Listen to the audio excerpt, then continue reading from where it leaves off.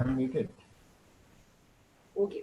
Bismillahirrahmanirrahim and Assalamu alaikum to all our participants from Lahore, Karachi, Islamabad, Peshawar and Quetta. Today we have our old mentor and the leader of NESPAC with us and the prestige qualified trainer, Mr. Sohail Kibria, with another session of Forensic Engineering Part 2 that we had the last one in July. And about Sir Suhail, he is an eminent geotechnical engineer of Pakistan. We already know him with 40 years of teaching, research, and practicing experience in Pakistan and abroad. And he has a significantly rich geotechnical experience of working on diverse engineering projects, including nuclear power plants, irrigation, hydraulic works, dams, sewerage, drainage works, and the list goes on. So now I request Sir Sohail to please go ahead with the session, sir, and good luck. Thank you. Thank you very much and thanks for the nice introduction too. This is Sohail Kibria. Assalamu alaikum to all the participants. I think all of you can hear me properly well. I think a big cross-section of today's participants would be those who have already listened to the part 1 of forensic engineering delivered last month. But in this session, I'll be revamping and kind of revising a few salient features of the part 1, 2 for those who didn't participate in part 1. And then I'll demonstrate 10 or 11 case histories of failure in my experience on various projects while working with this prestigious organization, NESPAC. I think this would be of interest to you. And I'll ask you to please ask questions by raising hands or by whatever mechanism our training system allows you to. And you can stop me, you can intervene, and you can raise query. Okay, fine. The screen is not moving. Is there something to be done at the end of NESPAC trainings? Sabika, can you check? I'm pressing the forward button, but I'm not being able to forward the slide. It's not working right now, although it was working a little earlier. Should I stop sharing and share again?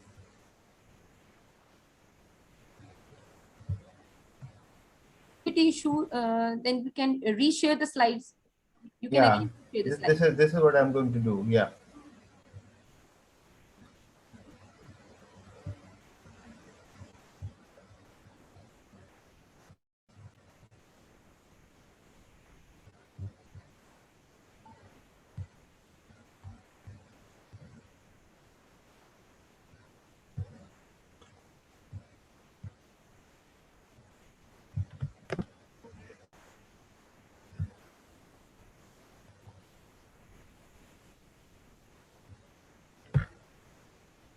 Yeah, it's working now. So let us start. So I've just given you two broad contents for today's talk. One is the revamping of the part 1. Second is the selected case histories of investigation of failures. So let us see what this forensic engineering business is all about. So it is basically the investigation of failure using principles of science and engineering. There could be a failure or there could be a suspected failure. Both are covered in forensic engineering.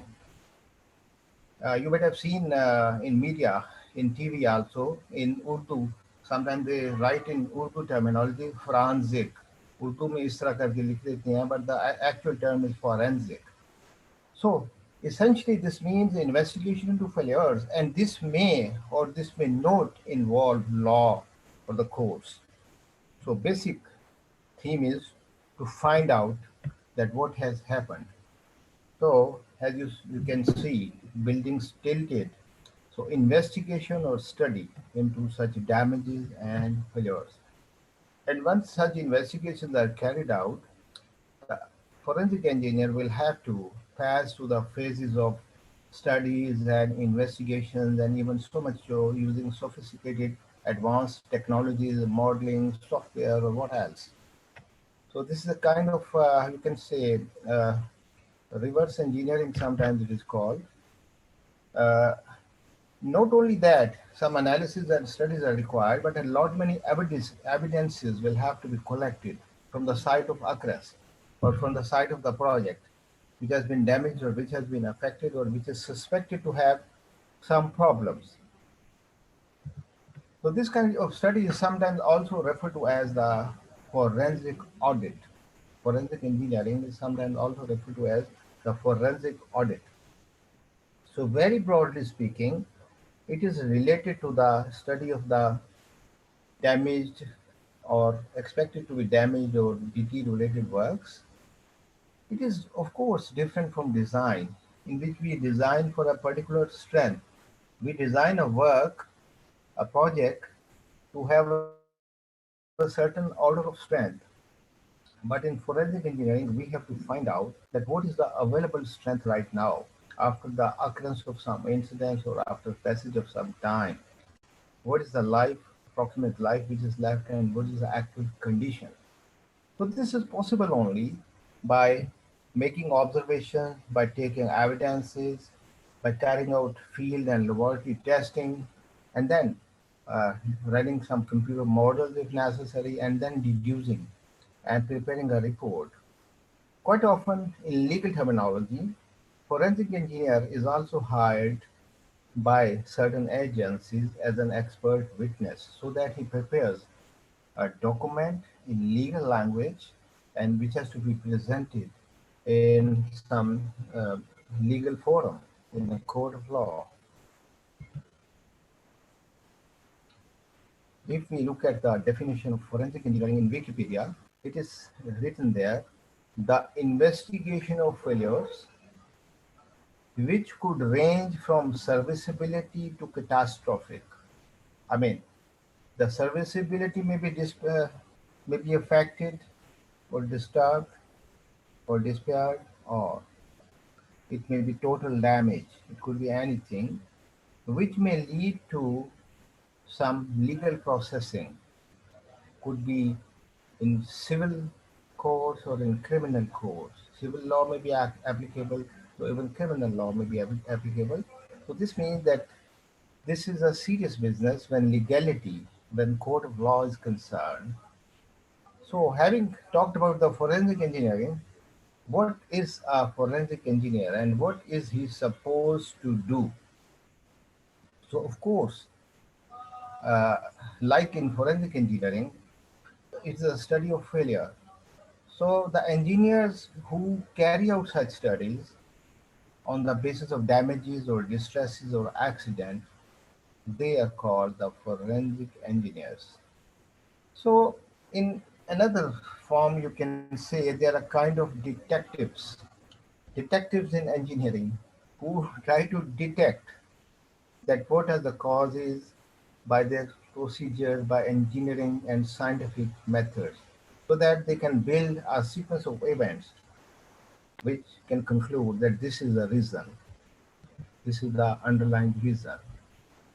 Now, if we talk of NESPAC engineers, and since there are some engineers from some other organizations or other forums too, so in general, this message goes across to all engineers, but particularly I will talk for our engineers that we see that on engineering projects, problems are there, you see.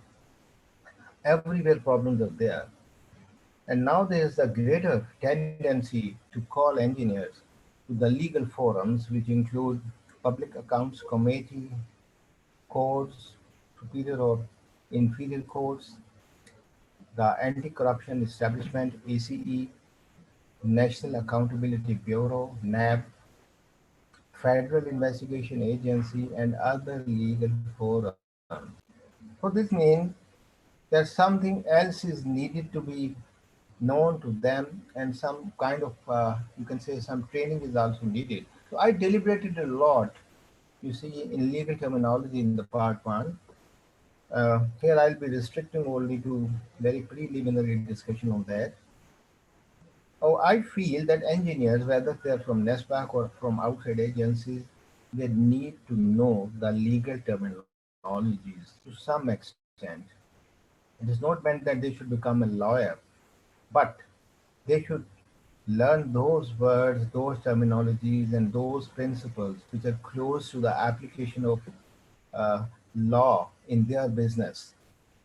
So, of course, we generally in NESPAC, I would say, we don't work as hired forensic engineers most of the time. But if there are other hired forensic engineers, hired by the client or hired by the court, then we have to work in close association with them, or we may have to assist in the legal process, in the forensic process for most of the time. So hence we need to know the basic definitions of the process of legality. Now, in the forensic matters, what our clients or courts or the relevant agencies they look from us, what do they want from us, what do they require from us? Basically, when there is something wrong which goes with the project, or when there is a suspicion or doubt which has arisen about a project, whether that is correct or not. So normal requirement will be this, which I have just written on the slides. The client or the investigation agency would be interested how sound the design is, whether the design is safe or unsafe, whether it has been carried out using the latest standards according to the latest practices or not. This is the question number one, for which proofs are required to be generated. So there has to be a lot of documentation for that, of course. Then second aspect they would like generally to know from us is that whether the construction has been carried out in accordance with the design, in accordance with the design drawings. If there is a deviation, you see, that is a big violation, you see, which they can see. What was the procedure for award of contract to the contractor? Was it transparent, legal, as well the rules of the company, rules of the organization, rules of the country, like PAPRA rules and other procedures? How the work was measured, which for which the payment was to be made to the contractor or contractors, and how much payment and by what method has been released on the basis of interim payment certificates to the contractors or to the vendors. So these are some big questions. This is one thing. Second thing is, if there is a distress or failure, then its condition needs to be assessed. So site witnesses, site records, studies, investigation, evaluation, and then issuance of report. So that is another kind of activity. Now let us see that when we talk of damage, because the forensic engineer for most of the time is concerned with the damage or distress of some kind, whether of serviceability type or whether total damage, total catastrophic destruction. So there are three types of damages which have been classified for this purpose. One is the damages which we can see, called the visible damage, and it may be grouped into three types further: the architectural damage, the functional damage, and the structural damage. Architectural damage would be the one which is concerning only the appearance in the form of some minor effects on the structure, in the form of some minor cracks or some minor effects on the finishes of the floors or walls or ceiling. The functional damages are the one which practically uh, are concerned with the functionality, with the functioning of a work, of a structure. In case of a building like that or a road, so there could be jamming of doors and windows, you see, and if it's a road, there could be big potholes, or there could be a big rutting issue, which has a serious concern with the drivability or riding quality, falling of plaster, some tilting of walls and floors. So in which the functioning is impaired. Third type of visible damage which can be seen with the naked eyes is the structural damage, actual damage to the strength of the structure, which has a concern with the stability of the structure. a kind of serious cracking, structural cracking, or distortions, or you see, excessive tilting, etc., etc., which will affect the structural members. So this is the kind of visible damages which a forensic engineer will like to see before his assessment. And second is the hidden damages.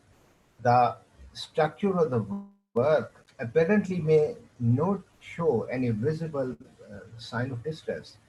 But you see, if there is a kind of rusting, it is suspected that the reinforcement steel has got rusted. You cannot see sometimes any visible evidence of that, or whether the concrete strength is lower than what was the design strength. You can't see just looking at the surface of the concrete what is its strength. So that is the kind of damage, or you can say impairment of strength, which is hidden, which remains hidden. So it can be found out by design calculation, by testing, by inspection, and by so many other things. So this was the second type of damage, which requires a kind of testing and very clear opinion. Third is the ancillary or other related damages, which are normally related to the monetary losses on a project. So this is one part. Now I will tell you briefly that in the process of any forensic investigation, normally a visit of the site of the works which has distress or damage of any kind, whether serviceability or structural distress, it needs to be visited. Some evidence is collected. You may talk to the people who are available, or to the neighbors, or those who have seen this happening, even to the owners at site. You may have a look at the photographs, you see, may take photographs and may collect other measurements at the site. Then will be the second round of studies where required non-destructive testing, which do not disturb the structure or the ground where it is constructed. It may involve some geophysical testing, which is just based on the principle of passing waves of or electric current and acoustic emissions from the structure or from the ground. There are thermal techniques too, and for the structure itself, for a building itself, some ultrasonic and magnetic methods are used to find out its strength, its condition in a non-destructive way. With non-destructive testing may be combined some destructive testing, which will include, in fact, some subsurface explorations, coating of foundations or of the superstructure, I mean extraction of concrete cores, some other kinds of field tests, they will all be covered in the destructive testing, which uh, cause some disturbance to either the foundation or the superstructure or to the ground.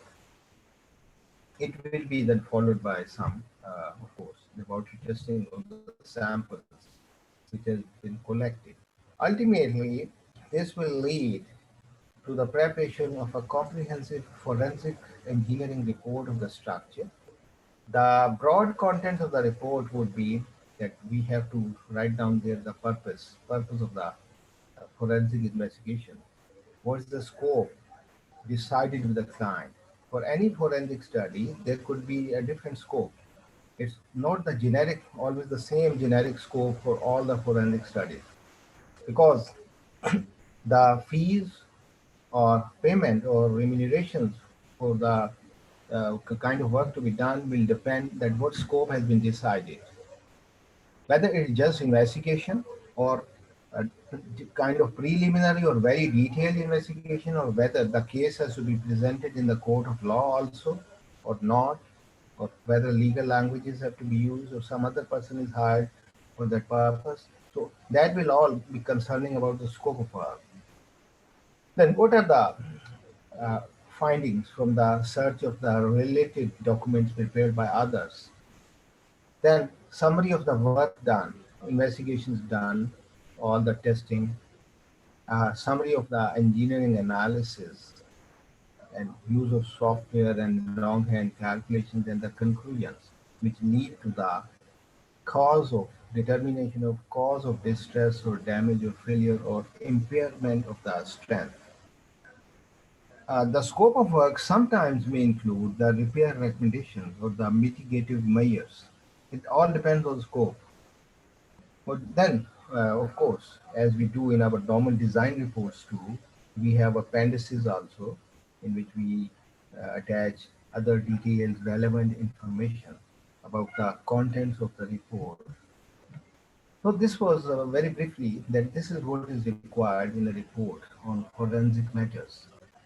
In addition to this, the forensic engineer may also be asked to determine possible negligence on the part of the design and construction engineer. That what is the actual fault of the designer, which has been determined, and what is the actual fault of the construction engineer.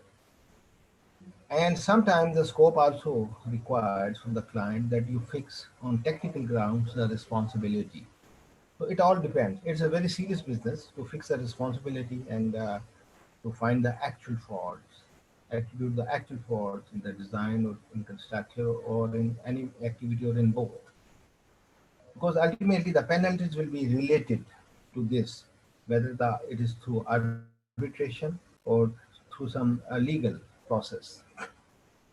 Uh, it is to be understood that many soil properties and standards for construction, for design, they change with time. We all know. We engineers, we are familiar with ECI, with ASHTO, with American Society of Civil Engineers codes, with FHW, with NAFAC, with many other codes. We know that there are revisions in the codes. So it is very relevant to discuss here that in forensic matters, we have to apply in the study and in the evaluation only those standards and assess the parameters only on the basis of those standards which were prevalent at the time when the construction and design were made. Like construction was made 10 years back and the problem is here now. So the relevant assessment code will be which were applicable 10 years back, not the new codes. So sometimes this kind of mistake is also carried out by the experts. I'll give you some opinions of some experts which are interesting. Madsen in 1994, he said that I can just read for you that in many ways the future looks bright. So this is very interesting to understand from what he says. Brilliant minds are graduating from law schools in increasing numbers than ever. So that gives increased potential for litigation on forensic matters. The nature of such litigation is, however, complex due to reliance of society on technology. There are government regulations also in the area of health, safety, environment, HSE. In every country there are HSE. In NESPAC also, we have our HSE standards. All these trends, which are new trends, mean that experts will be relied on the greater frequency. Indeed, expert witnessing is the growth industry. So there is a bright future for this kind of world. This is what Madsen had said. And Jenne et al. In 1996, they claimed that of all this is on the basis of their study. I would comment that in Pakistan, perhaps our experience may be slightly different also. But he says that of all the alleged errors or omissions, the highest percentage of claims is for design errors, leading to delays or extras. Uh, Here, what we see in Pakistan that many delays they take place because of non-payment, either to the contractor or to the consulting engineer. That is also a cause. But in advanced countries, I think perhaps payments and the funding is not an issue. So that's why Jenny has concluded that in his experience, as he claims, design errors lead to delays or extras mostly, and that is the basis of the claims uh, going into legal matters and going into forensic engineering. So besides common reasons for delays or extra work could be many reasons, and the salient reasons could be the client may request, during the progress of work, the client may request some changes or addition over and above the scope of work already agreed in the contract. And secondly, there could be a gross misinterpretation of the statement of work, either by the engineer or by the architect or by the contractor or even by the owner. So, because of misinterpretation, quite often the misinterpretation could be because of some ambiguous use of ambiguous language and non-clarity. So that's why it is stressed that the documentation in engineering should be very clear, crystal clear, because whatever is said or it is written on the drawings or whatever is drawn on the drawings is going to be constructed, or whatever is written there in the contract documents or in the tender documents, they become a legal document. They should be clear with clarity. So I think more attention needs to be focused by engineers on this aspect also, because sometimes to save time and in fast track projects, cut and paste type of technology that is adopted. So certain omissions are there and certain serious discrepancies are left in that kind of work. Our attention in forensic matters or to reduce the forensic matters should be towards the reduction of claims which can be put either by contractor or by consultant.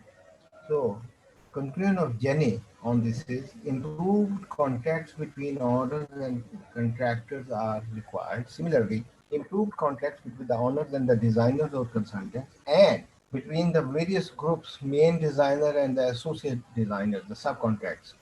So they need to be improved.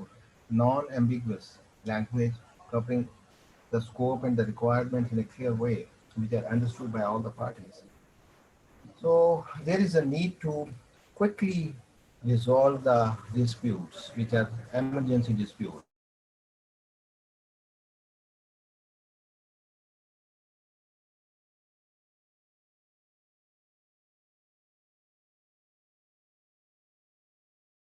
etc.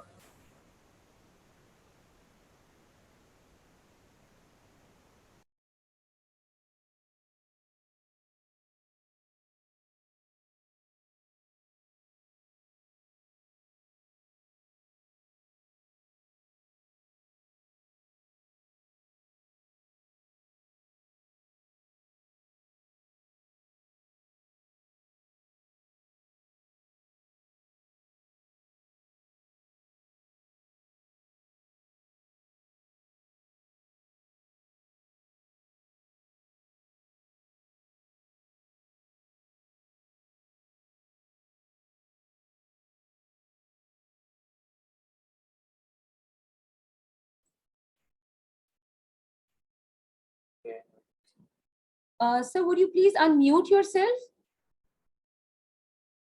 There's no sound at your end, sir. After restarting, I was muted automatically. I'm sorry. Yeah. So I was stressing on the requirement of preparing realistic schedules and clear-cut schedules so that the claims may be minimized and the forensic matters may be reduced to a minimum. Similarly, good estimate of the turnaround time of submittal, then how much time a submittal can be prepared and submitted. It should be, a reasonable time according to the actual reality and facts and figures. So similarly, an important aspect which we quite often, not only in NESPAC but in other departments too in engineering, is a matter of the quality control. Quite often, designs and documents are not studied with that rigorous effort by peers, and peer checking is not there to the extent it is needed. So with the result that some errors, some omissions, and some oversights are there, which result into claims and you see into litigation and issues. So there has to be a total quality management in the projects too. This is very important.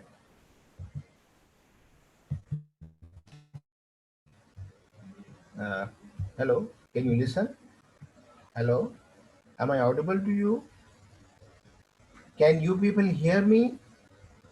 Hello, आप लोगों को आवाज आ रही है? Anybody from NESPAC trainings? Anyone from NESPAC training?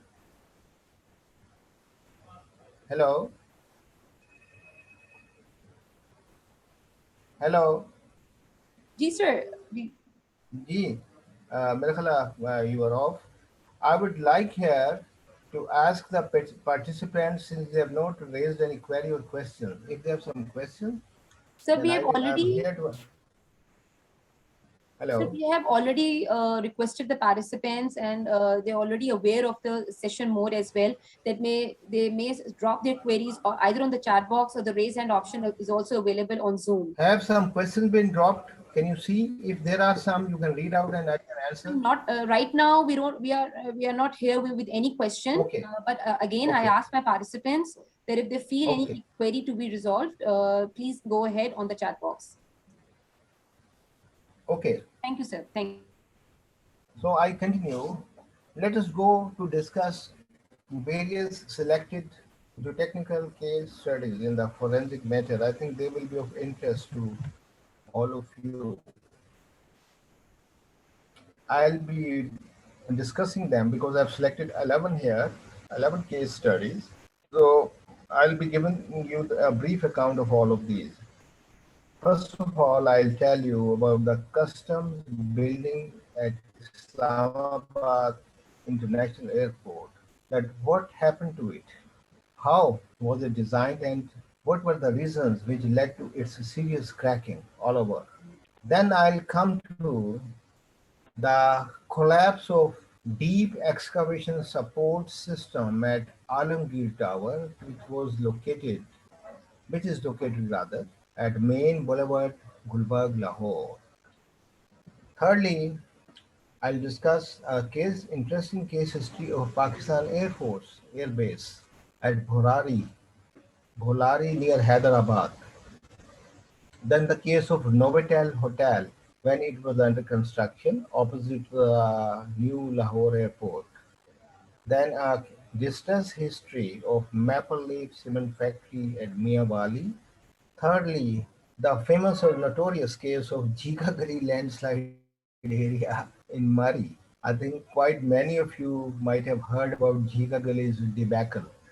Then I'll discuss a little bit about Bibi Jawanzi Tomb Complex at Uch Sharif, that what has happened to it and what kind of studies have been done and what are the mitigative measures for this old dilapidated work. Then I'll briefly tell you about a 50-bed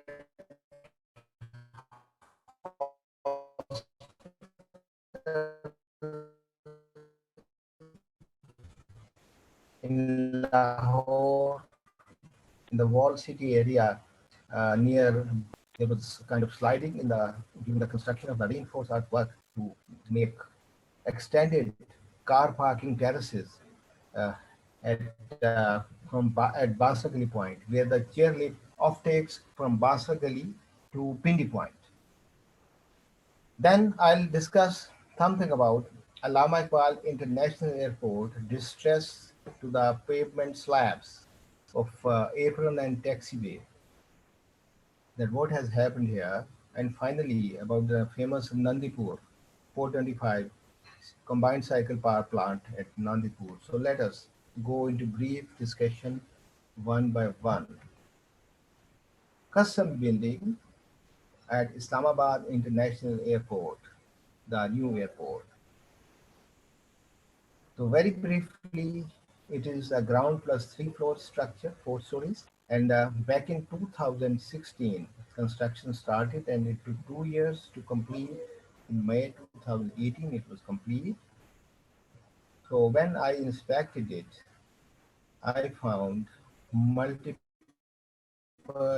and haphazard cracks, some horizontal cracks, some inclined cracks, some other types of cracks.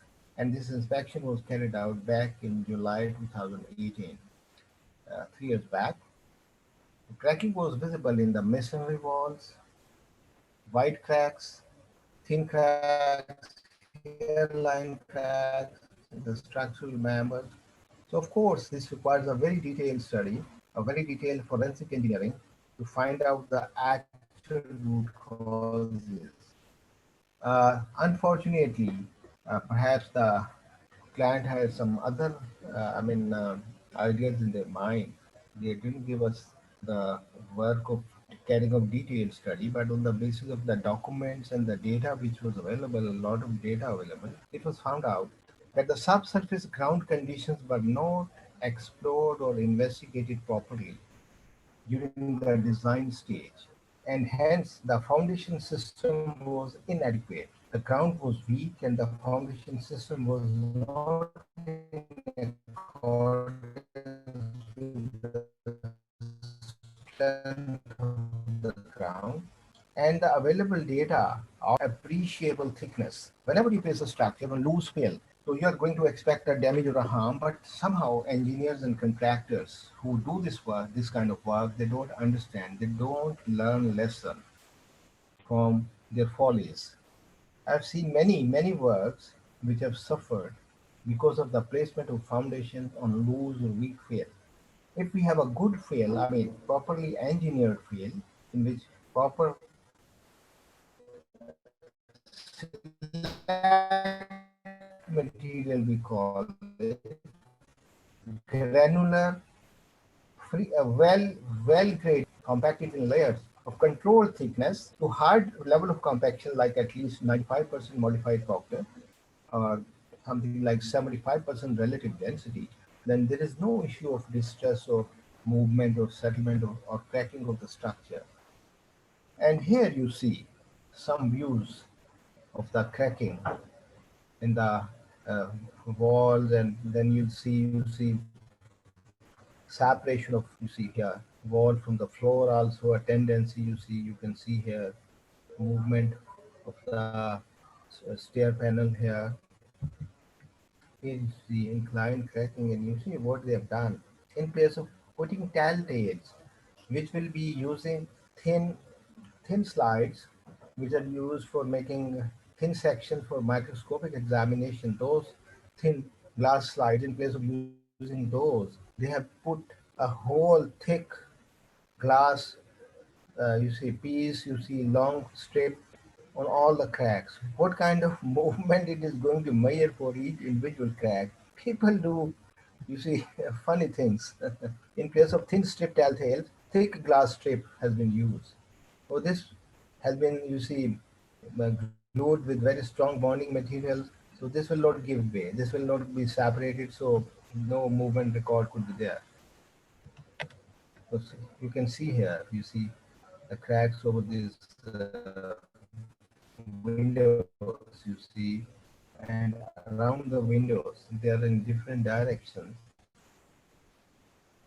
Uh, Thin cracks you can see here in the wall, and they're inclined. Inclined cracks generally, keeping other discussions aside, because to study the crack and to draw some conclusions is not a simple thing. It is very complex, because in a structure we have the elements. You see, we have connecting elements like slabs, like walls, like beams. So the cracks would be getting modified, their shapes will be getting reoriented on the basis of the restraining elements. But in general, the inclined cracking in the wall would indicate foundation movement or differential settlement of the structure. Here you see quite wide crack, and you can see even the sunlight passing through it, so wide. So this is in the ablution area, the toilet area, inclined crack. You can see it is very visible. So that was the brief story of the development of cracks, and the main big reason I've told you, it was the inadequate ground study and placement of foundation on weak soil, or conversely speaking, either not modifying the ground before placement of the structural foundation or not designing the structural foundation for the weak soil. So there was a kind of big discrepancy. Now, second case history is of Alamgir Tower. It is located at Main Boulevard. Uh, if you move from Liberty Roundabout towards McDonald Point, towards Jail Road end, then it will fall towards your right. say about uh, uh, half a kilometer or slightly more than 700 meters from the Liberty roundabout point, maybe slightly more.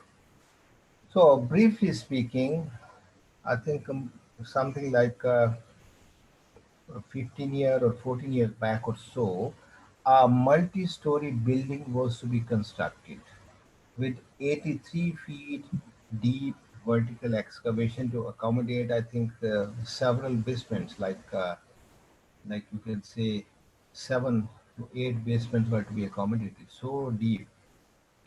The excavation had already been done after installing piles with tie-back anchors, board piles with tie-back anchors. The tips of the pile were going below the base of this 83 feet deep excavation. The project site, you can imagine, is located right on the main road. So in the front would be the main road. On the back was located a single-story house with a big lawn in front. And on the two sides, left and right side, if you are facing the structure and your back is towards the main road, then on the right or on the left are two existing tall commercial buildings on the front. Board piles and tieback anchor system was in place. And what happened that one night uh, during the wee hours, during the morning hours, the system collapsed at the back where house was located.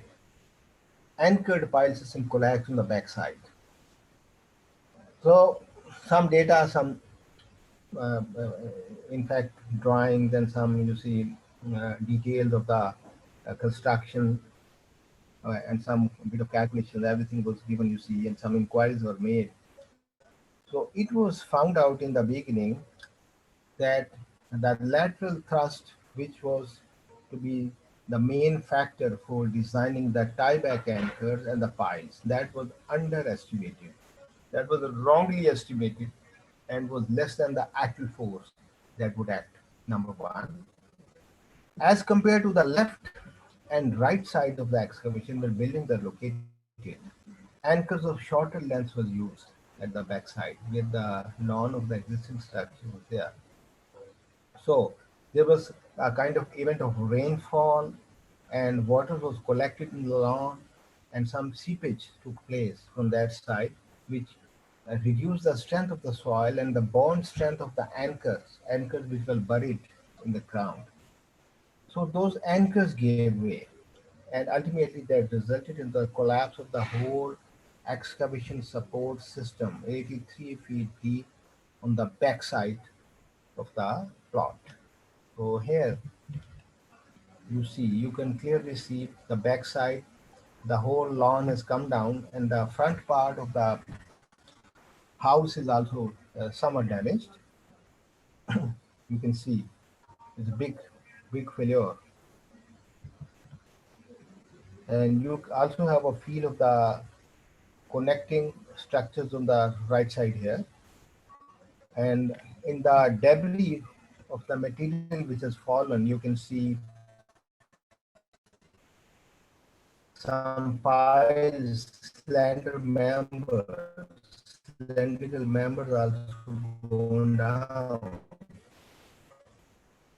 And you can see the symptoms of presence of flickers present in the vertical earth back. This is the view of the right side building. This by the intact. Of course, the design was improper even 40, but since the moisture effect or seepage effect was not there, so bond strength was not reduced. So I would say, in engineering terms, that the system was standing at lower factor of safety in dry condition. Had it been wet, it would also have not only collapsed this one, but also some substantial damage to the building could have taken place. Here you see some earth moving machinery also in orange color, Devu, which is written, some excavator. So it looks like a toy. So massive is a collapse.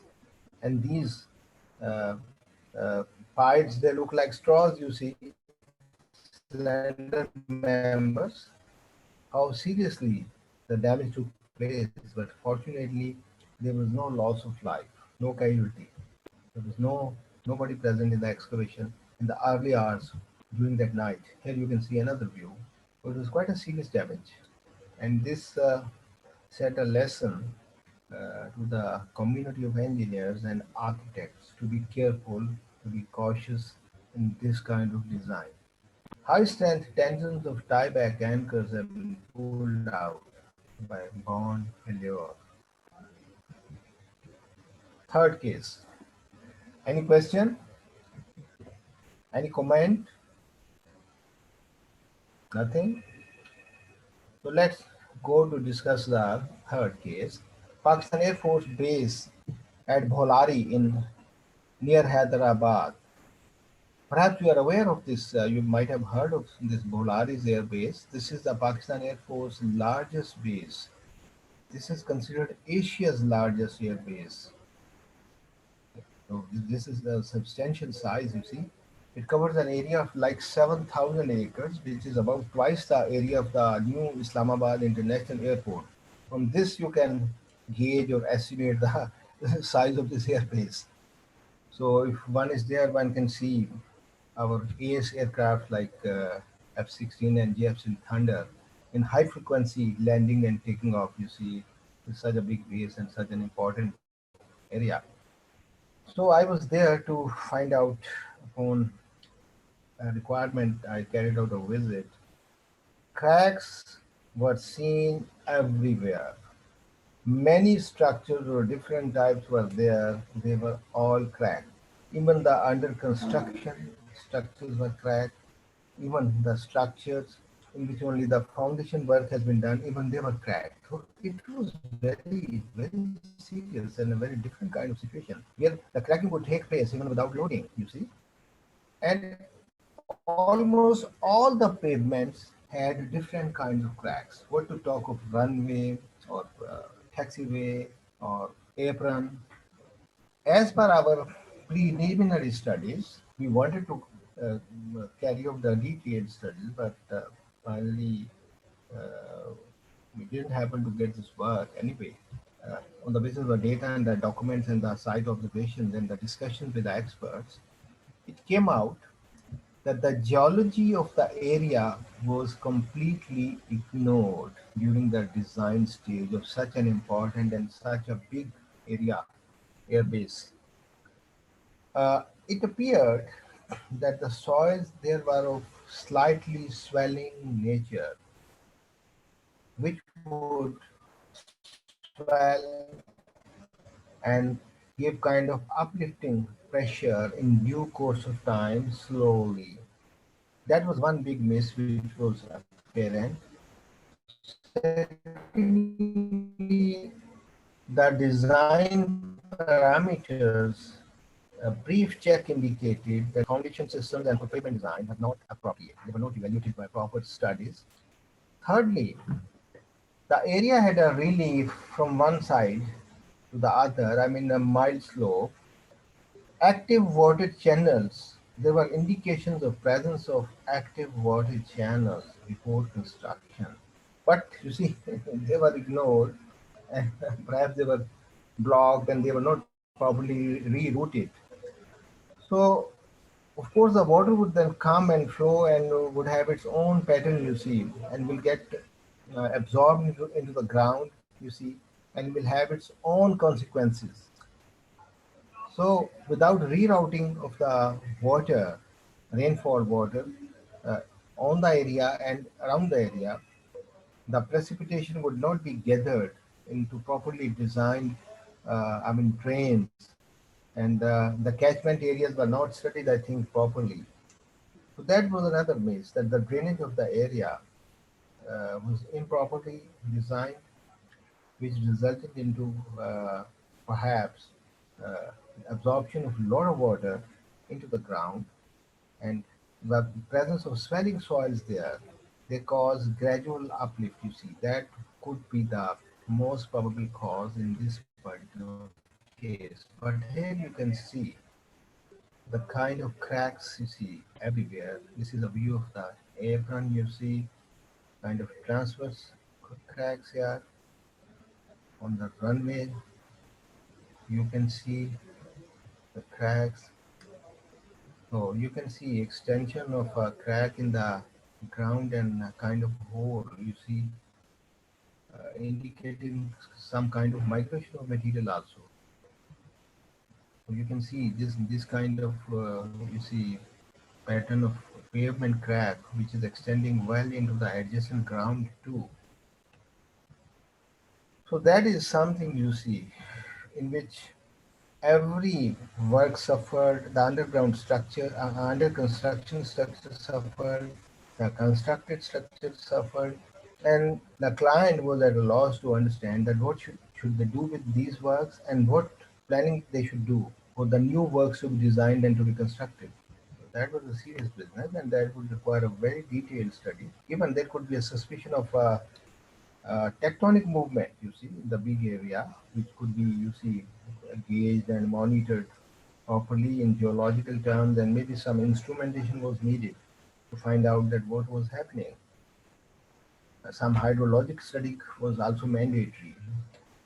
Geotechnical properties of the ground also needed to be assessed very properly and vigorously over big area to find that if there are swelling issues, then which areas are you see, more concerned. Now let's discuss briefly the case history of the Novotel Hotel site.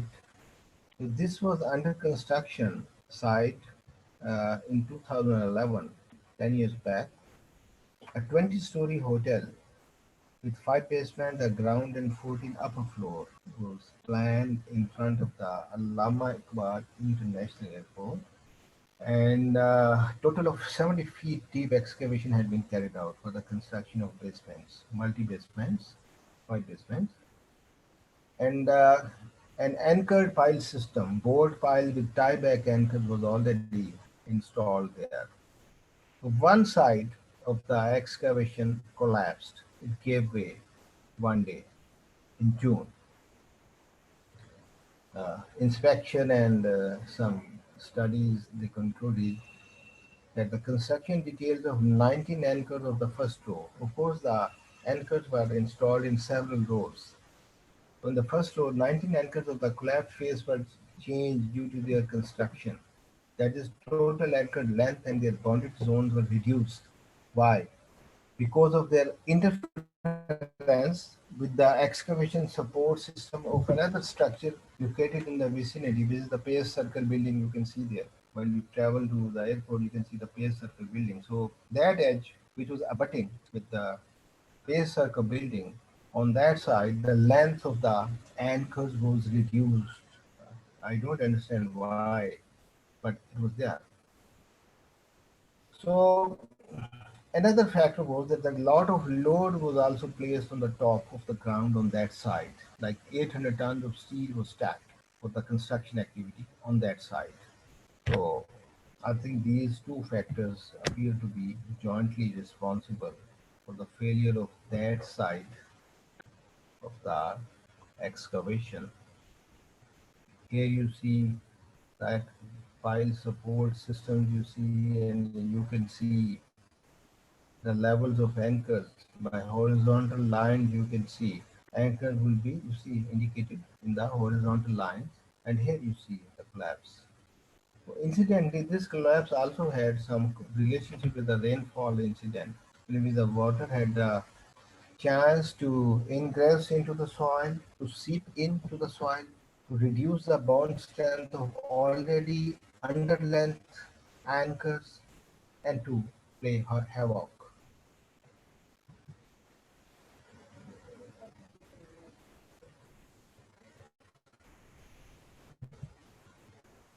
So you see different views. Here you see is an appearance of a secondary crack after collapse having taken place. There is parallel to the edge of the excavation. You see another block of soil going to slide down, and you see in the end, in the background, board piles standing. You see with the soil having moved out. This was 70 feet deep excavation. So I think in the beginning, when the the business of providing deep excavation support system through board piles and anchor system was started in Pakistan. I think it is something like 18 or 20 years back. So the projects in the beginning, you see, people were not very careful and the designs were inappropriate and the level of care was too inadequate. So I think you can see the kind of damage which took place, and incidentally here too, fortunately, there was no casualty. Now let's talk briefly about the Maple Leaf Cement Factory case in Mia Valley. So here it was noticed, the soil material around the conveyor belt. There is a conveyor belt of the cement project, and it is supported on different supports. So under some of the supports, it got washed away under heavy floods. So why?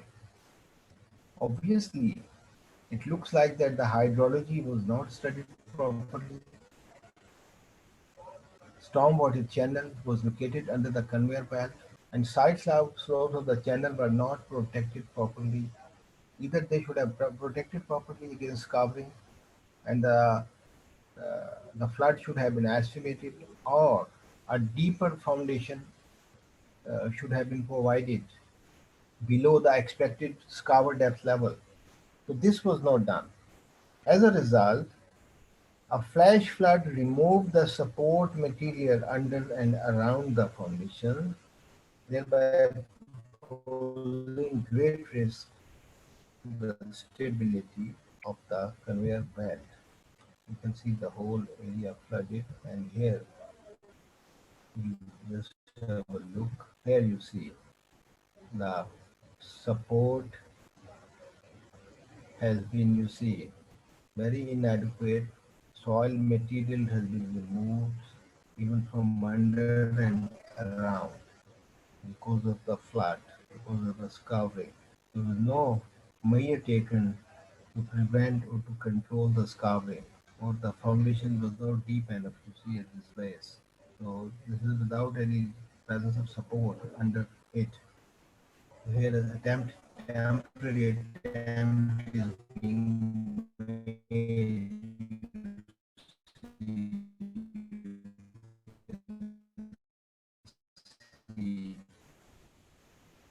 stacking soil fill soil. And Jika Gali Mari. This is out of all the cases that I'm describing today. This has been the most serious, you see, in engineering.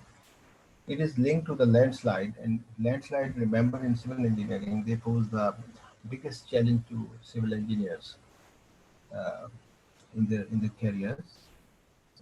The study, the analysis, and the mitigation of landslides is a very complex business. It involves, in addition to civil engineering, a lot of geological studies and applications of the principles of geology and sound understanding of geology. So, at Jikagri is an important point in Mali. I'll show you on station. Also, it has a link to Bhurban, to Kuldana. I'll show you to Mari also. So at this junction, because there's a lot of traffic, Punjab government had planned to construct a 13-story car parking plaza back in 2009. So NESPAC was given that design to be carried out in a jiffy, in a great hurry. Everything to be done in 2 months, you see. It's geotechnical studies, it's landsliding studies, it's structural design, it's architectural design, it's tender documentation. During the winter that year, everything was to be done in 2 months. And during winter, this area has a lot of snowfall, and it has so serious accessibility issues. So, what to talk of carrying out detailed site studies and making detailed, appropriate design. So naturally, when the documents had to be completed under an executive order, so certain studies could not be carried out, and they were built in the contract to be a part of the construction contract.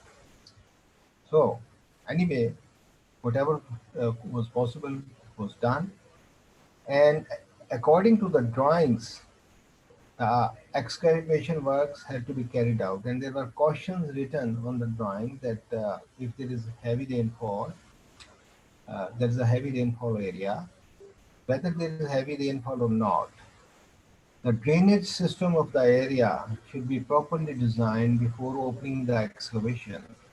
So that would be possible only that if during construction stage the whole area and the surroundings would have been dividing into different catchments and different drains would have been designed to drain the area effectively. But this was not done. Number one. Number two, rainfall. But during heavy rainfall, the excavation was started and the contractor forcefully tried the excavation at the toe of a slope. Perhaps you're aware that there is a head of the slope, the upper part, at the bottom part, the foot of the slope is also called the toe of the slope. If there is a slope and if you excavate at the toe, it is a serious business. If there is 100 feet or 120 feet deep slope, and you start excavating during heavy rainfall at the base to create a platform for constructing piles on which the plaza would be constructed, then you are inviting a lot of risk too.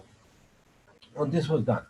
So during excavation for foundation for proposed plaza at a lower level on the slope face, two landslides took place on the two limbs of the Jika Gully road. I'll show you the figure in the next slide. Contractors had started excavation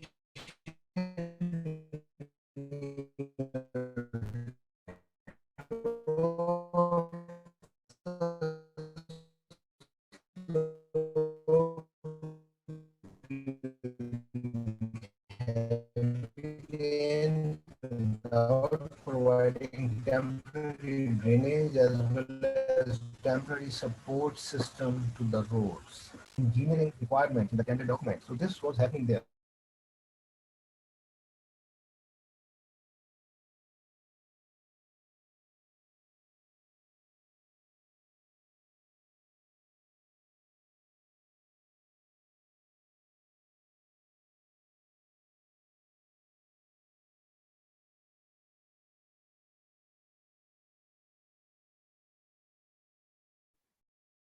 Sir, would you please unmute yourself? It's again unmuted.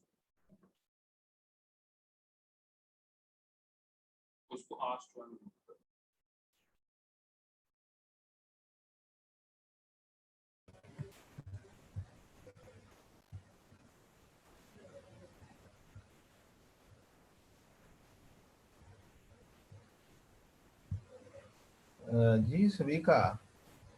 Sir, your slides are be not. heard? Sir, the slides are not visible at our end. Would you please reshare them? Yeah, I'm Thank resharing. you, sir. But what is happening? So I think the internet connectivity, I think. Acha, ye. And this is बाकी at your ये end, फिर- sir, because although I'm using a dedicated Zong 4G device for this purpose, but somehow it is happening. Anyway, we have to live with the issues in Pakistan. It's okay.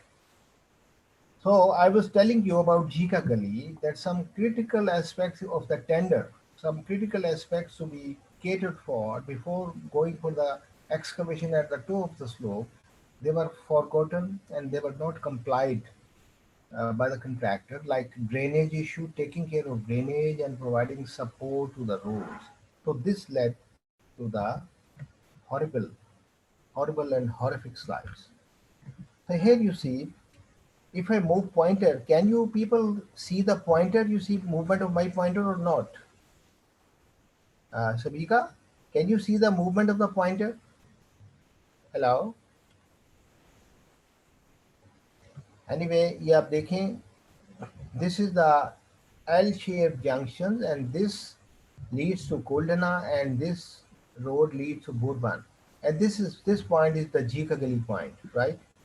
And here the road leads to Murray and the road from here leads to Lower Topa. Here, this was a 13-story plaza to house something like 1,000 cars, slightly more than that, was designed back in 2009. ये एक ambitious work था. Here, this is the road is at the top of the slope, and here you can see the contours going down. Uh, Here the depth would be like 120 feet or so. Now I think the things are more clear here.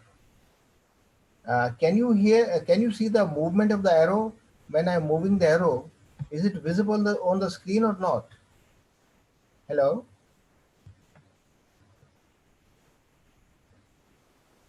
So आगे आए ये मैंने आपको दिखा दिया ठीक है जी. Now here you see the project was interesting that the existing road width was 20 feet. It was planned and designed that it will be increased to 40 feet, right? You देखें double होगी. One will be the addition of the road width, second will be the construction of plaza. But unfortunately, at these 2 points, on the limb going to Kuldra and on the limb leading to Bhurban, there were horrible slides.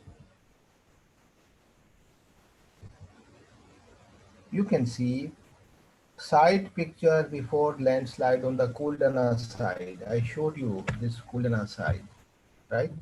So it's picture here before landslide. Now you can see here on the top that road. This is the road on the top. And after slide, you see this is a situation in which about half the road width was eaten up. The original existing old width of the road was 20 feet. It was reduced to about 9 to 10 feet, bare minimum to allow passage of even a car safely. We, the design wanted it to be increased to 40 feet, and now after collapse it was only 10 feet. You can see if this clearly shows that if proper measures were not taken to protect this road, even the risk of coming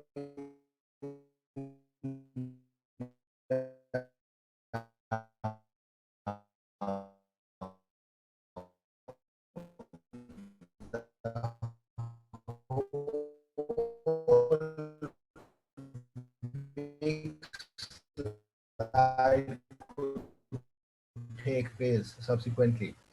On the Bhurban end side, on the road is there. As you see in Murray, you see the whole stability. Not very stable. It is standing on the low safety factor, partly being held by sufficient drainage at those places and partly being held by the vegetation, by the roots of the trees and by other vegetation. After sliding, same area, look here on the Bhurban side, you see, it is a very devastated view. Now, on the Kuldana side, attempts were made to immediately restore the road for temporary purpose by making conventional systems of gabion, wire-fitted gabion walls, as is the system in mountainous areas and particularly in Murray. But the basic condition for the success of such systems is that their base should be present, should be founded on strong and stable ground. Here, because it was all slided material, the base could not be placed on firm ground, rather it was placed on the unstable slided material. So, what happened? So, you can see buried pavement also on the left. So what happened? That after some time, you can see those gabions came down. They gave way. So there was no immediate, solution available that how to curb this movement tendency. Gabion walls were further constructed right on the slit gabions, and I tell you, even they slided later.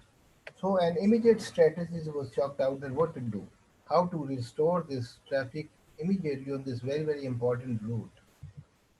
So you can see with a lot of effort on supports having deep piles. Deep piles were constructed by rotary bucket auger method. There was a bare minimum place on the on the slided road for the rig to stand. Yet those large 1 meter diameter piles were made, you see, at this point, at this point, and this point, to support a temporary belay bridge, a bridge which is used generally by army for the purpose of passage of traffic for some time, only for temporary purposes. So you can see this is how there is no road here, you see. So bridge is here. So this was the strategy which was adopted immediately, and at the same time, you can see here the points where piling work was started, and that was the basic cause of sliding. Was the platform for the construction of piles was excavated here in this area, and that removed support at the toe of the slope and caused the whole slope to come down, accompanied with rainfall. So this temporary work was not enough. Ultimately, permanent works were required. It was decided that it would be so difficult to continue with the construction of the car parking plaza. Let's abandon this site because that will also jeopardize the safety of the vehicles and the human beings, you see, who go to park the cars in the plaza. And it was regarded as an unstable site and a past unstable slide area. So it was decided by all, by the owner and by engineers, to stabilize this area by some appropriate system which would stand there. But for that purpose, again, as I told you in forensic matter, we always require a lot of study and investigation. So it included studies like geological mapping, like seismic refraction survey, and a survey in which certain waves are passed, acoustic waves are passed through the ground to find out the condition of strength of the ground and to find the depth of the hard surface beneath where we can keep reliance for placing foundations. So similarly, boring and trenching and our standard penetration testing to find out the behavior of the seeping water within the slope and the pore water pressure piezometers were installed at several places and to monitor the movement of the slope material. Surface markers were installed and they were being monitored at regular intervals. And some very specific laboratory testing was also planned. So here you see the disturbed slope. This is the road L shape. This is the disturbed slope area. And here you can see investigative boreholes at the base and on the slope and in between and the settlement markers to find out the movement of the slope from right from the its head or top to the bottom of the toe, and some trenches also to find out the presence of the harder material close to the toe. Because the idea was to construct some system at the toe, but to be placed that in the firm manner, in the strong end of material, so that it doesn't slide back. If a retention system is planned, it should be going into the firm ground. In addition, it was decided that a well-drained system of the slope will be prepared, and here you can see a series of drains of different colors which were decided on the basis of the hydrological studies by dividing the area into different catchments. And not only that, some guide walls you can see in blue color and some seepage spring coming out of the ground was trapped, you see, with some arrangement that's called spring catching arrangement, because water in sliding areas is the culprit number one. If engineers manage to take care of the surface water and the subsurface water, and if it is rerouted properly without affecting the slope, I think we can regain the stability of a slope without doing any extra measure by as much as like 75%. It's a very common notion known to the experienced landslide engineers. So a major effort was made to construct a series of drains, surface drained and subsurface drained, and where possible with slopes or steep. Cascade drains in pink color were also provided. So cascade would mean the step drains like steps, where the flow would be high and the slope would be steep. So in addition, some movements were noted. You see, uh, on one part on the Kuldana side. So some series of large diameter bore piles in several rows. Here, 4 rows of 1 meter dia piles, depending on the stability analysis. You see, so these piles were provided after a series of stability analysis that where they are required and in what length and at what spacing and at what number. And it was decided to use reinforced earth technology, to use reinforced earth technology to construct a big mass of earth to have a restraining effect on the mountain and to have a toe which should be strong enough, resting on a strong material, and to have large diameter piles at the toe where needed to put further restraint against the sliding movement. So here you can see the earthwork having reinforcement in it and the piles, we can call it pile walls, 3 or 4 rows of pile walls at the toe, so that if there is a sliding tendency from left to right, it will be taken care of by these vertical large diameter piles. And here you see different views of construction of reinforced earth. And reinforced earth was provided in terraces.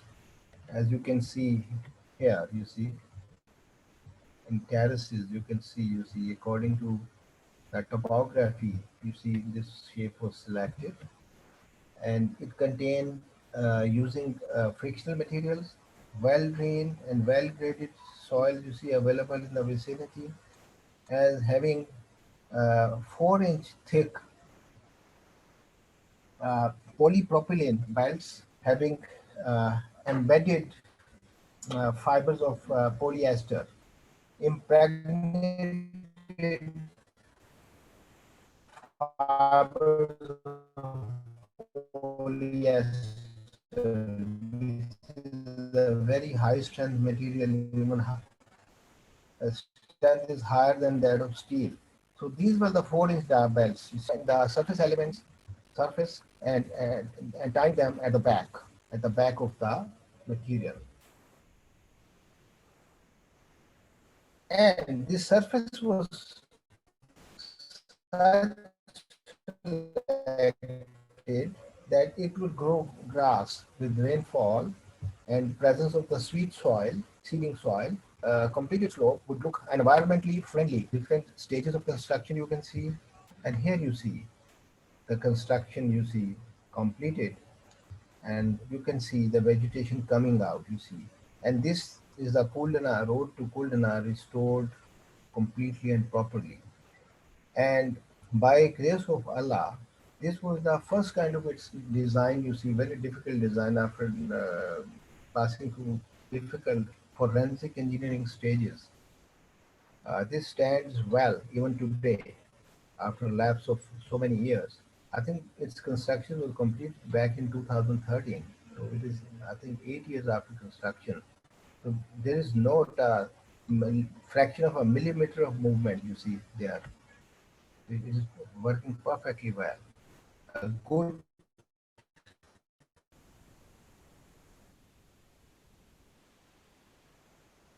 field of engineering in the landslide areas in Pakistan. So I gave you a very brief account of the sliding of slopes at Chika reasons of inadequate dewatering and ingress of rainwater into the slopes and sliding of the whole roads itself.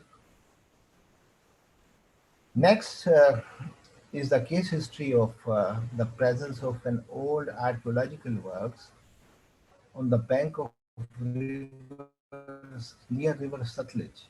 It's called PV Javandi Tomb Complex in Uch area. What were the issues? It was built in 1498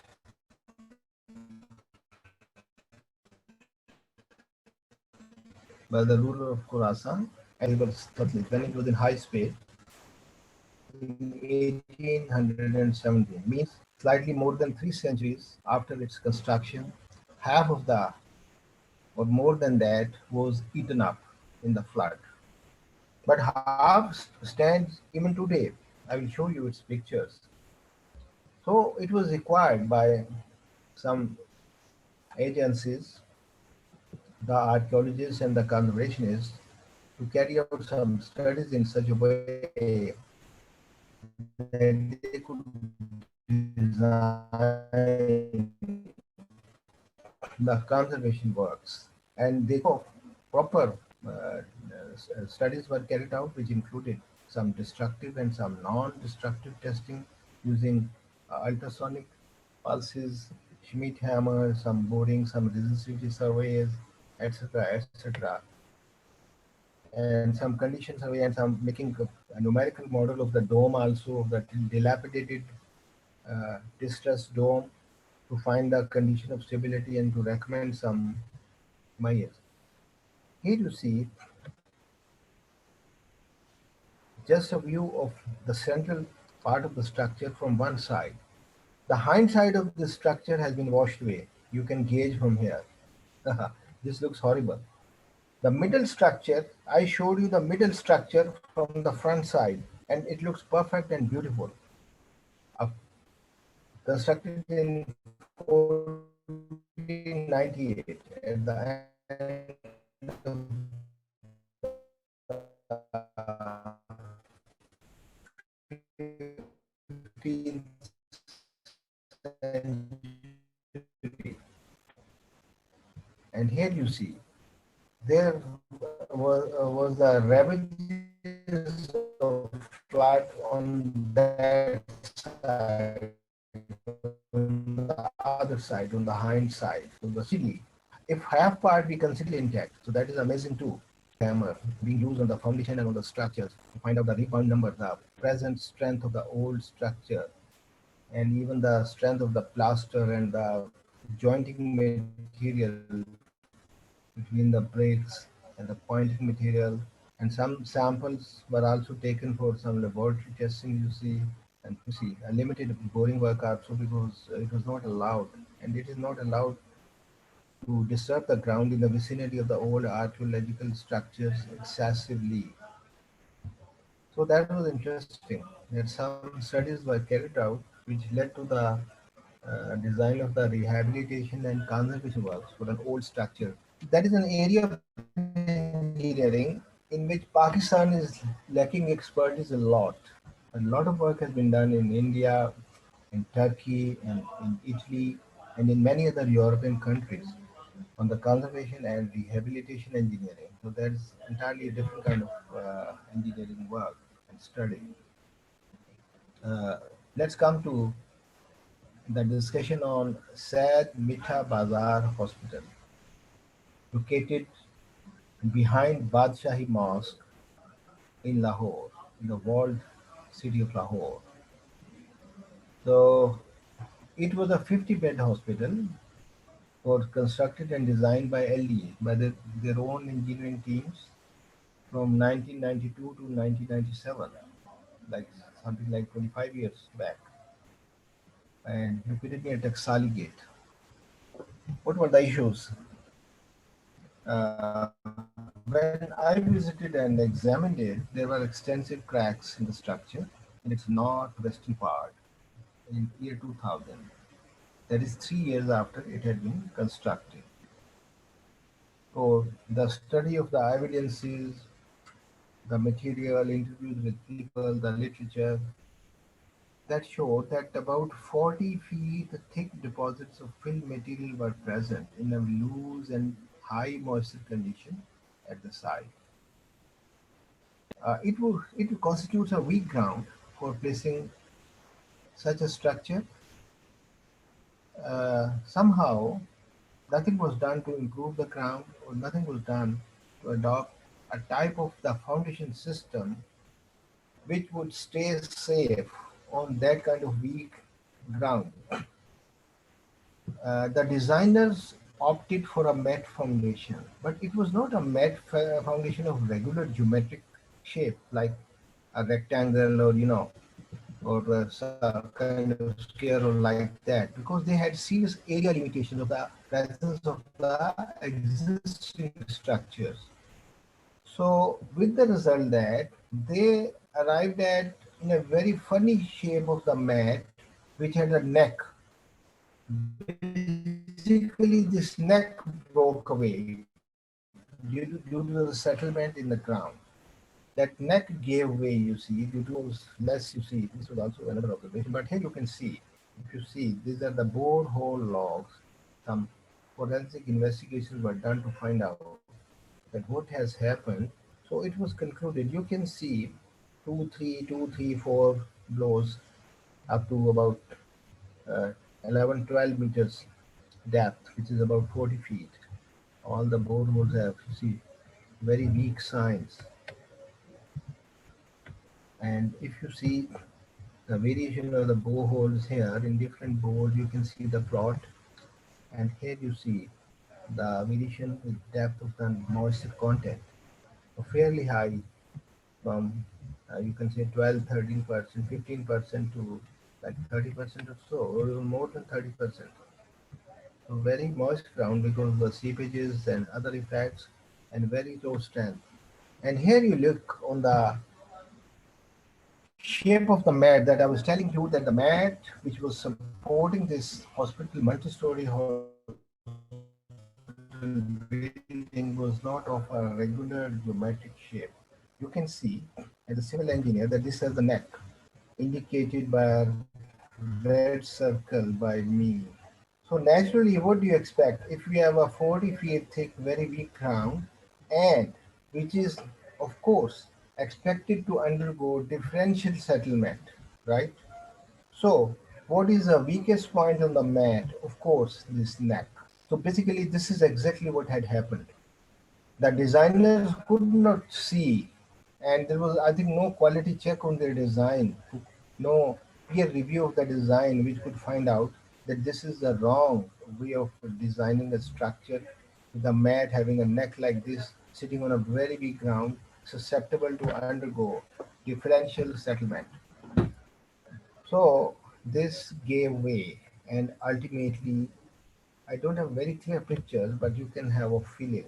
You see that this kind of the cracking was really very serious, and you can see some investigation work underway. Uh, I pause. Any question or any query?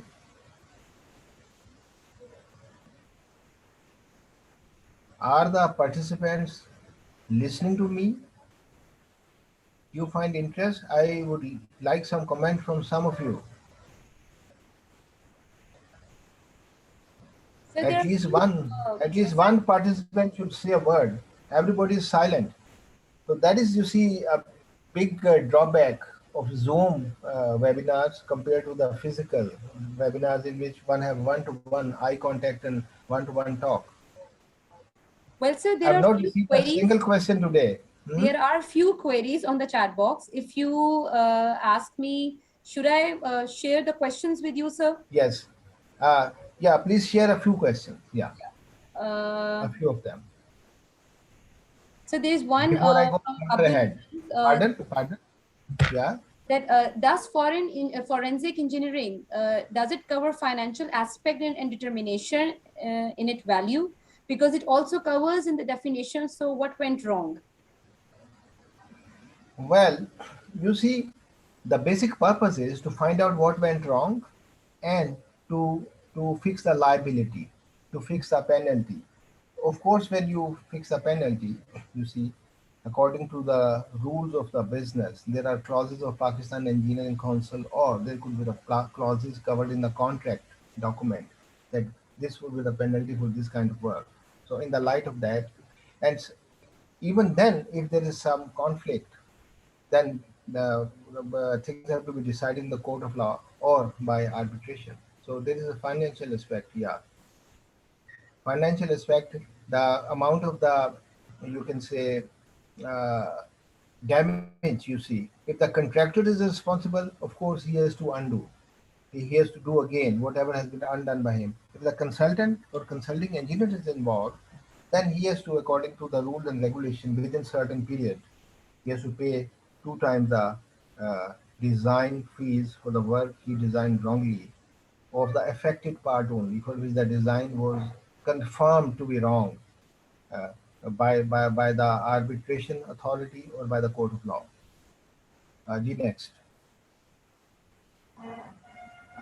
Now, so we have another one that what skills and training would be required to become a forensic engineer? What is the, So pardon what again? skills and training do you think Oh, that would yes, be okay. required becoming a forensic Uh, engineer? okay, this is a very good question. Basically, they, there is no degree in forensic engineering yet, that BSc forensic engineering, there is no degree like this yet. Basically, forensic engineers are engineers expert in their own fields. Like us, I'm a civil engineer with specialization in geotechnical engineering. The first requirement is that you have to be an expert in your own field. That could be a structural engineer with a good, very good experience in structural engineering. There could be a highways engineer with a very good experience in highways engineering. So the first thing is that you must be, the forensic engineer must be a very good engineer in his own field in which he is going to provide expertise. Secondly, he should be concerned with the failures. He should have studied the failure cases. He should have the, we call it failure literacy. He should have failure literacy. He should have seen failures and evaluated failure first as a part of team, then as an independent member, then as team leader by experience.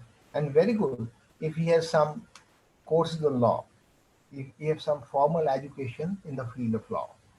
So this is what is really required from a forensic engineer. Because a forensic engineer would be practicing virtually in different areas for different kinds of failures, which would require different background skills in engineering. So there need to be experts in that field of engineering with the failure matters. G. Next. The next one is from Sir Salman Shahid. That it's always that the root causes have been shared for different case studies. Can you please share the aftermaths of all these cases? Aftermath, I would like to ask Mr. Salman Shahid that he wants to ask that what happened after root cases, whether they were implemented or not, or if they were implemented, what happened. I have no idea, you see, if you want to ask for that, because I can tell only to the extent I was involved. So I cannot tell, you see, much beyond that, right? But where information is available, like I talked about the case of Jika Gali, I think I discussed the aftermath too, that a lot of mess happened. The design of car parking plaza was virtually converted into a landslide mitigation study. Landslide mitigation works were installed there, they were monitored, and they are standing successfully. So aftermath there is, you see, good. So the record is complete there. First, the problem was diagnosed, and its prognosis later on, you see, whatever was there, that went very well. Keep next. And then, so we have another one that how can we determine or who will determine that a forensic engineer was not biased in his fact findings or determinations? Well, this is a question related to morality. We are engineers, as engineers, we are licensed engineers. If we don't stick to the code of ethics in engineering, we can do, you see, anything wrong. And then we will be held responsible by the court of law, by legal procedure. Similarly, in medical profession, they are licensed doctors, licensed medical physicians, and if they don't bind themselves to the principles of code of ethics in their profession, they are similarly answerable and accountable in the law. So similarly, forensic engineer is no exception. If he doesn't stick to the code of conduct for him, doesn't stick to the work required from him, he is held accountable. Of course, there could be a complaint, or there could be another commission which can hold him responsible. You see, any decision by a forensic engineer can be challenged by any other person who is being affected, right? I think the last one is that please let us know about the solutions, that how can we strengthen the soil for building constructed on fill material. This is a very basic question. Who has asked this question? Sir Azim, Muhammad Azim, Muhammad Ali. Muhammad Well, I Azim. think Azim. I tried to explain a little about it. First of all, just use of the word fill is a misnomer in engineering. A fill could be very good, a fill could be very bad. A fill is very bad when it is weak in terms of high compressibility and low shearing strength. Because when the load of the structure will come, the shearing strength of the ground will come into play. And if the ground is highly compressible, it will start settling, or the structure will start undergoing settlement or kind of tilting. But on the other hand, some fields are very good, even some old fields are very good. I mean, if you construct a field by proper engineering principles, we call it engineered field. What is an engineered field and what are the engineering principles? They're not very complicated, they're very simple. You have to use select material. A good quality material for engineered field is called select field. What is the select field? Select field is any well-drained and well-graded soil. This is the select field. Second part is the compaction of that. Whether uh, by static compaction or whether with the vibratory effort, host of equipments and techniques are available. You have to have thin enough layers commensurate to the type and the weight of the compaction equipment. For instance, if you are using a 10-ton rollers, then we can allow, you see, something like 7 to 8 inches of layer, or even sometimes 10 inches of layer to be compacted in one, you see, by that in several passes. But if we have a small plate compactor, of course, if there's a trench and we have a limitation of the type of the equipment, then we have to have thin layer, like 3 to 4 inches. So, uh, thin enough layers commensurate to the type and the weight of the compaction equipment. And while the compaction is being done, we have to monitor the compaction being attained. I tell you, under my supervision and under my guidance, I mean, under my design, we managed to construct very successfully uh, thick fills on the two ends of this Lahore Orange Line metro train project. About, I think, something like 8 meters of fill or so, 9 meters of fill on the two ends. We removed the weak ground also, you see, at the two ends where construction of some structures was to be made, some depots and other works, and then build it to the required level by engineered field. And how the engineered field were monitored? It, we monitored the engineered field not only by the very common uh, compaction test, in situ density measurement using sand cone operators, etc., but also found out the strength in a proper systematic way by performing cone penetration testing in the field, in the compacted field, as well as by standard penetration testing. And wherever we found that the results of the compaction test and SPT and CPT tests are low or poor, we ordered excavation and removal of that and replacement and refilling of that area. So this is how good fields are constructed, and in the world, good fields are constructed, and there is no issue. But the field which is randomly placed without any compactive effort, without any knowledge or without any control on the quality of material, of course, that is going to give you very bad results. So dealing with fields is easy, but ignoring it, you see, that is a kind of stepchild as told by Terzaghi. The results or consequences are catastrophic. Uh, I think this is my answer to this question. Any further query? So still there is, Yeah, yeah, sure. yeah. That how can we, being the in the forensic investigation, how does it help resolving the disputes and making the world safer? I think this is the last. Well, okay. In forensic matter, it is of paramount importance to first to study the facts and figures, the evidences, the condition of distress, supplemented by field tests, by laboratory tests, by making evaluations, and then preparing a sound report. Could be for any forum, for legal forum, for technical legal forum.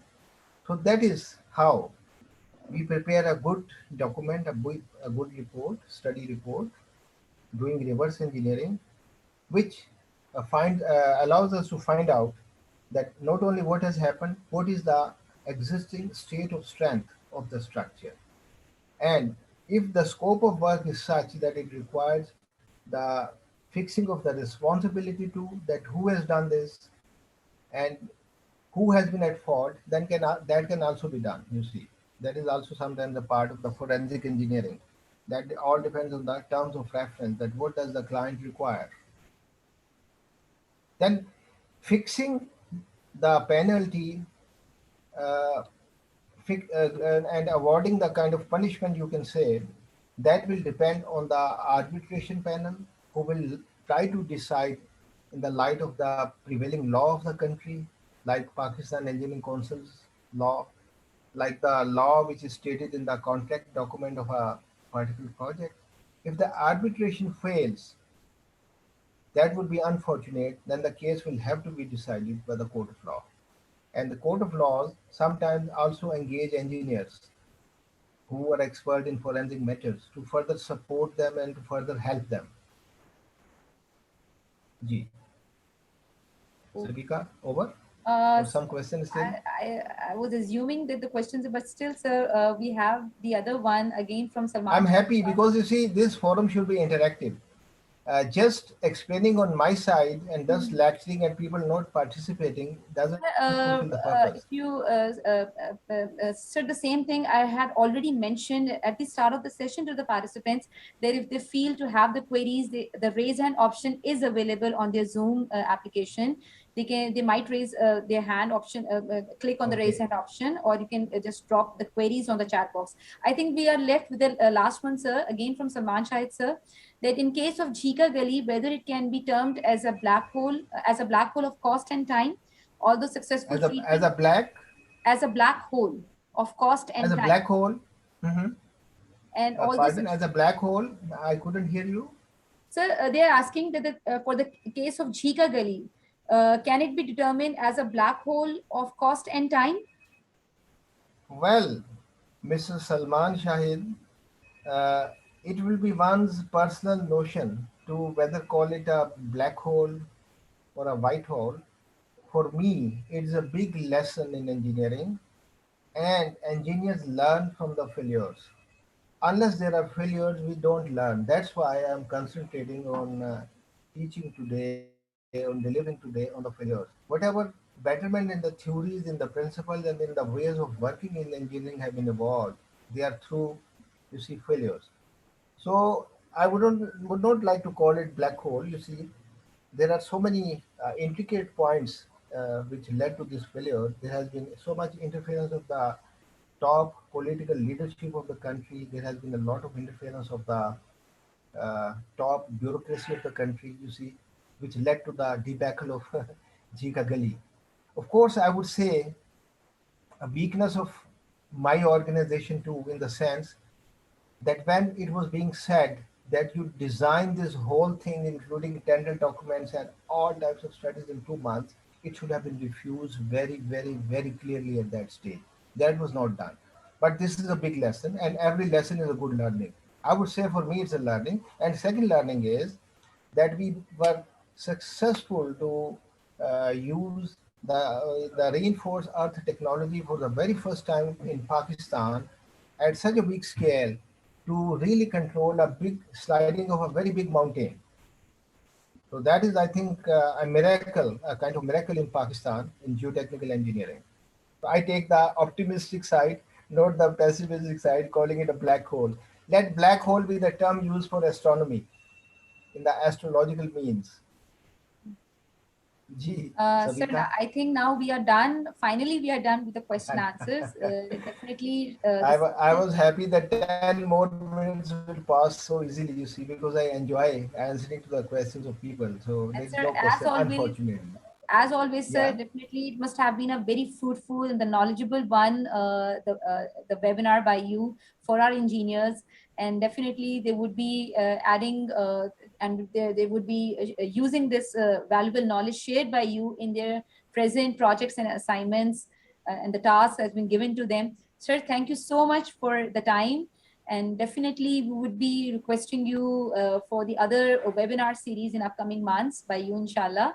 And I'm grateful to all the participants as well who have been attending these webinars and who have been, taking, massive knowledge and information by our respective eminent guest speakers and the motivational trainers and trainers like Sohail Kibriya sir. Sir, thank you so much for the time. And definitely we will be sharing the feedback with the evaluation and as well as the trainer certificate with you, sir. And I ask my participants that if they feel to have the slides and they would like to review the slides, just email me, just call me up on my extension 568. We would be there to assist you. Sir, thank you so much. And apna bahut khayal rakhiyega, Welcome. sir. Okay. Welcome. Thank you. My Thank you, last sir. words that Assalamu I'm happy that not only young participants would be there, but from names I can say that there are some senior clout also. I'm very happy. It is knowledge sharing basically. You see, Definitely. telling my mind to the other, and they are telling their mind to me. And so it's But a they're great thing sharing. that now we are, Alhamdulillah, that we have been able to gather, we have been able to encourage participants from all the regions, Lahore, Karachi, Islamabad, to join in on this webinar series and gain as much as they can with lots of expertise and the precious knowledge shared by people like you, mashallah. Thank Thank you, you very sir. much. And I'm still left with some stock of some more case histories, but let those be kept for some future event. Definitely, sir. I'll be asking you for more topics, inshallah, in the future. Thank you. Inshallah. Thank you very much Thank too. you, sir. Thank you. Assalamu alaikum. Okay. And Allah Hafiz to all of Allah. you.